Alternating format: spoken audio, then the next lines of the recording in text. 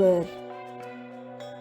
Pada suatu hari, Sunan Muria berniat menghadiri sebuah pertemuan Wali Songo di daerah Pati untuk membicarakan syiar Islam. Perjalanannya diikuti oleh sejumlah santri terpilih yang senantiasa setia berguru kepada Sunan Muria. Pada waktu itu, perjalanan mereka belum selancar sekarang karena masih menempuh hutan belukar, sawah, dan rawa. Perjalanan itu berlangsung siang dan malam agar segera sampai ke tempat tujuan. Di suatu persawahan yang terlindung pepohonan yang lebat, Sunan Muria berhenti langkahnya karena mendengar suara air yang disebabkan oleh gerakan tertentu. Suara apakah yang krubyuk-krubyuk di malam sepi begini?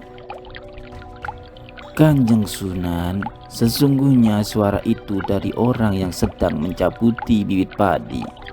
Besok pagi mereka akan menanamnya di sawah. Oh, kukira tadi suara bulus. Konon, kata-kata sang Sunan menjadi kenyataan. Orang-orang yang sedang mencabuti bibit padi itu berubah menjadi bulus atau kura-kura. Tentu saja, mereka pun terkejut dan bersedih hati menyadari nasibnya yang malang itu. Akan tetapi, kepada siapakah harus mengadukan nasibnya? Mereka hanya dapat menduga bahwa kejadian itu akibat sebuah kutukan dewata atau orang sakti yang keramat. Barangkali kita berdosa karena bekerja di malam hari. Tapi siapakah yang melarang orang bekerja malam-malam? Siapa tahu Dewi Sri tak rela padinya dicabuti malam-malam. Itu mustahil. Sebab Dewi Sri selalu mendapat secaci di saat kita panen. Dewi Sri pastilah ikut bersedih menyaksikan nasib malang seperti ini. Sudahlah, kita berserah diri kepada Sang Pencipta. Barangkali memang sudah takdir. Segera saja peristiwa itu menjadi buah bibir penduduk setempat yang resah karena kehilangan sebagian warganya. Lantas di antara mereka ada yang berusaha mencari keterangan ke sana-sini sehingga tahulah bahwa kejadian itu akibat kata-kata Sunan Muria.